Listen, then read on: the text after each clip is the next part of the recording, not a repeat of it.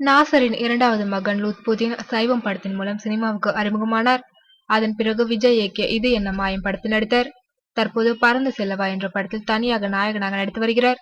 அவருக்கு ஜோடியாக ஐஸ்வர்யா ராஜேஷ் நடித்து வருகிறார்.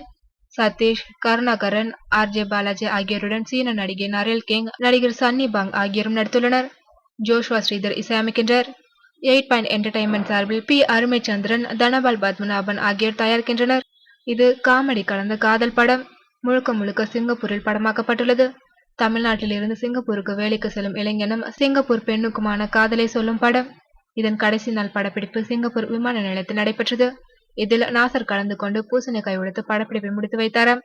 வருகின்ற தமிழ் புத்தாண்டு அன்று படத்தின் ஃபர்ஸ்ட் லுக் வெளிவர உள்ளது குறிப்பிடத்தக்கது.